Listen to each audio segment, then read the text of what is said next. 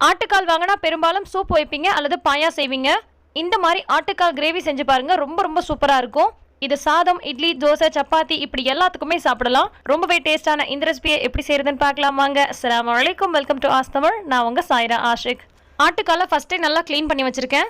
இப்போ ஒரு குக்கர் அடுப்பில் வச்சுட்டு இதில் தேவையான அளவுக்கு எண்ணெய் சேர்த்துக்கலாம். கூடவே 2 வெங்காயம் நல்லா பொடியாக கட் பண்ணி சேர்த்துருக்கேன். ஒரே ஒரு பச்சை மிளகாய் சேர்த்துருக்கேன். பச்சை மிளகாயை கட் பண்ணாமல் அப்படியே சேர்த்துக்கோங்க, அப்போ தான் அதோட ஃப்ளேவர் கிடைக்கும், காரம் இறங்காது.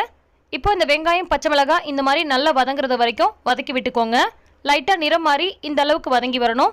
இந்த அளவு வதங்கி வந்ததுக்கப்புறமா இது கூட நம்ம தக்காளி சேர்த்துக்கலாம். இப்போ கட் பண்ணி வச்சுருக்க 3 தக்காளி, சின்ன சின்னதாக 3 தக்காளி கட் பண்ணி வச்சுருக்கேன், அதை சேர்த்துக்கிறேன்.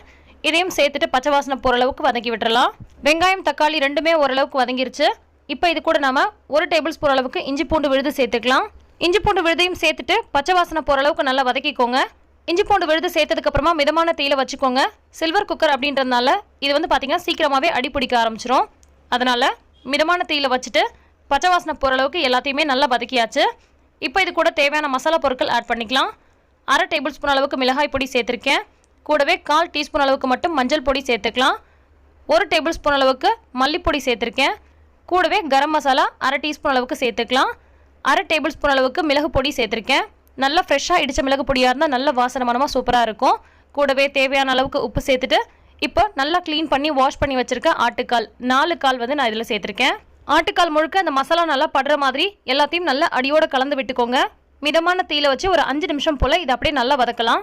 நான் லாஸ்ட்டாக ஆட்டுக்கால் சூப் போட்டிருந்தப்போ ஒரு சிஸ்டர் செஞ்சு பார்த்துட்டு ரொம்பவே நல்லா இருக்கு. ஆனால் சூப் எப்போதுமே நம்ம வைக்கிறது தான், அதனால கிரேவி செஞ்சுக்காமீங்க, அதில் எப்படி செய்யறதுன்னு தெரியாது அப்படின்னு சொல்லியிருந்தாங்க.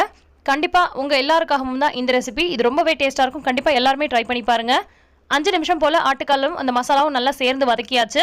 இப்போ இது கூட தேங்காய் பால் 1/2 மூடி அளவுக்கு தேங்காய் பால் எடுத்து நல்லா பிழிஞ்சு ஊற்றிருக்கேன். ஃபர்ஸ்ட் பால், 2வது பால், 2வது முறையும் அரைச்சி இந்த மாதிரி நம்ம சேர்த்தாச்சு.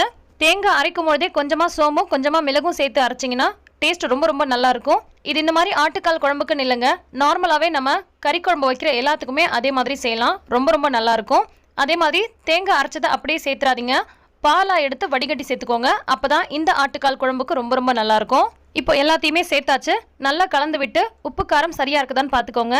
எனக்கு உப்பு கொஞ்சம் கம்மியாக இருந்தனால கொஞ்சமாக உப்பு சேர்த்துருக்கேன். சேர்த்துட்டு குக்கரோட மூடி போட்டுடலாம். இதை மிதமான தீயில வச்சு 8 விசில் போல் விட்டுக்கலாம். அப்போ தான் ஆட்டுக்கால் நல்லா சாஃப்டாக பஞ்சு போல் வெந்து வரும். குழந்தைங்களுக்கு அதே மாதிரி வயசானவங்களுக்குலாம் சாப்பிட்றதுக்கு சரியாக இருக்கும். ஸோ ஒரு 8 விசில் போல் மிதமான தீயில வச்சு விட்டுக்கோங்க. ஹை ஃப்ளேமில் வச்சு 8 விசில் விட்டிங்கன்னா அது நல்லா சூப்பராக வெந்து வராது. இப்போ 8 விசில் விட்டாச்சு. ப்ரெஷர் போனதுக்கப்புறமா ஓப்பன் பண்ணி பார்க்கலாம். கிரேவி ரொம்ப ரொம்ப சூப்பராக ரெடியாகி வந்திருக்கு. நல்லா செவன்னு சூப்பராக கரெக்டான பக்குவத்தில் ஆட்டுக்கால் குழம்பு ரெடி ஆகிருச்சு. நல்லா சூப்பராக வெந்திருக்குது. சாப்பிட்றதுக்கு ரொம்பவே நல்லாயிருக்கும். இது நீங்கள் டிஃபன் மாதிரி இட்லி, தோசை, சப்பாத்தி, இடியாப்பம், ஆப்பம் இந்த மாதிரி எதுக்குனாலும் தொட்டு சாப்பிடலாம். அதே மாதிரி ரைஸ் கூட சாப்பிட்றதுக்குமே ரொம்ப ரொம்ப சூப்பராக இருக்குது. கண்டிப்பாக இந்த ரெசிபி நீங்களும் ட்ரை பண்ணி பார்த்துட்டு எப்படி வந்துச்சுன்னு கமெண்ட் பண்ணுங்கள். இந்த வீடியோ உங்களுக்கு பிடிச்சிருந்தா லைக் பண்ணி ஷேர் பண்ணுங்கள். நன்றி.